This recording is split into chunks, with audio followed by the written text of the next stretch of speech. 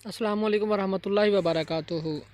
नाज़रीन, जैसा कि आप जानते हैं कि ये तिब्बी मालूमाती चैनल हर्बलिस्ट टीवी 786 है, जिसको आप देख रहे हैं। उसके ऊपर मुख्तलिफ़ अमराज़ के इलाज के बारे में बताया जाता है, कीमती नुस्ख़ाजात बताए जाते हैं, मुख्तलिफ़ बीमारियों की तशख़ीस करने का तरीक़ा, उनकी अलामात और उनके लिए जो दवाएँ तजवीज़ की जानी चाहिए वो आपको बताई जाती हैं।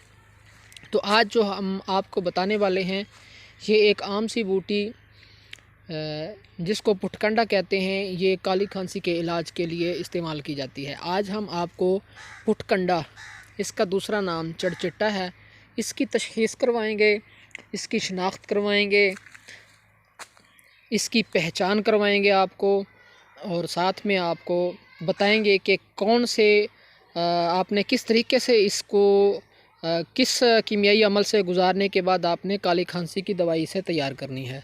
तो ये नाज़रीन, आपके सामने जो पौधे नज़र आ रहे हैं, ये पुटकंडा के पौधे हैं। इसको ज़्यादा जूम करके मैं दिखाऊं आपको तो ये पुटकंडा जो है तकरीबन 3 फुट 4 फुट भी ज़्यादा ऊंचा हो जाता है, लेकिन ज़्यादातर 3 फुट 2 फुट 3 फुट के पौधे इसके होते हैं। इसका जो पत्ता होता है, इसकी शक्ल कुछ इस तरह की होती है। इसकी जो निशानी है ख़ास, वो ये है कि इसकी जो कोंपल का जो सिरा होता है, उस सिरे के ऊपर ये देखें, जो सिरा है सिरे के ऊपर एक वो जिसे पंजाबी में गंदल कहते हैं, सिट्टा कहते हैं, ये निकला हुआ होता है। और ये अभी इन प्रोसेस है, छोटा है, तो आप देख लें इनके यहाँ शुरू में ये आपको नज़र आ रहा है छोटे छोटे से कांटे हैं।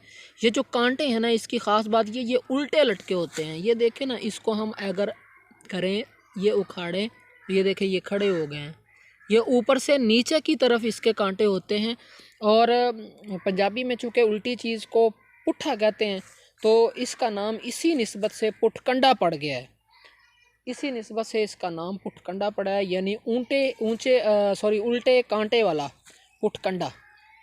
तो इसका जो प्रोसेस है, इसका जो तरीक़ाकार है, वो हम आपको बताते हैं। आपने क्या करना है, ये जब इसका सिट्टा मुकम्मल हो जाए, इसका कांटा पक जाए, तो तब ये पौधा जो है मैच्योरिटी पे पहुंच जाता है। तो आपने क्या करना है, इसको उखाड़ लेना है जड़ से, इसको उखाड़ लेना है।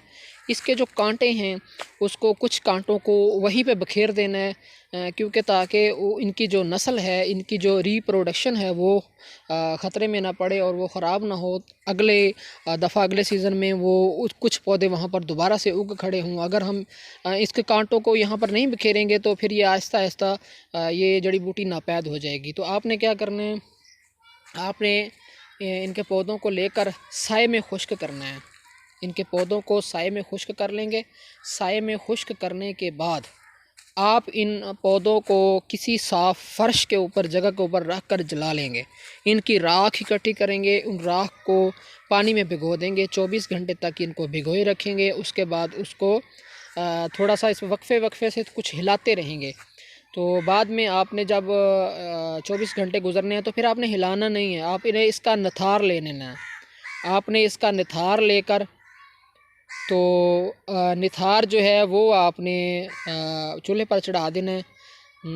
और फिर आपने जो है नीचे आग जला देनी है, और उस आग को जलाए रखना है तब तक कि वो पानी सारा खुश्क हो जाए, और नीचे जो नमक बचेगा वो पुटकंडा का नमक होगा। हल्का सा, थोड़ा सा, ये 1 रत्ती के बराबर शहद में मिलाकर आप काली खांसी के मरीज़ को दे सकते हैं। अगर आप इससे ज़्यादा मेहनत नहीं कर सकते, तो जो राख आपने बनाई थी उसको भी अगर शहद में मिक्स करके अगर आप काली खांसी के मरीज़ को दे दें, तो आपका जो काली खांसी का मरीज़ है वो अल्हम्दुलिल्लाह ठीक हो जाएगा इंशाअल्लाह ताला। तो ये थी आज की वीडियो, जिसमें हमने आपको पुटकंडा, उसकी पहचान और उसकी अफादियत के बारे में बताया। बहुत सारे दोस्त नहीं जानते होंगे, तो मेरी गुजारिश है जी कि तमाम अतिबा कराम से और दोस्तों से, कि बजाय इसके कि आप पिनसार की तरफ रजू करें, जो चीज़ें आपके इलाके में ताज़ा मिल सकती हैं उनको हासिल करके ही उनसे नुस्ख़ाजात बनाया करें, ताकि जो है वो इसका आपको सही फ़ायदा हासिल हो सके। जी शुक्रिया, इजाज़त चाहूँगा जी। इंशाअल्लाह अगली वीडियो में किसी और जड़ी बूटी की पहचान और उसकी अफादियत लेकर आपकी खिदमत में हाज़िर होऊंगा। तब तक के लिए मैं इजाज़त चाहता हूँ। अस्सलामु अलैकुम वरहमतुल्लाहि वबरकातुहू।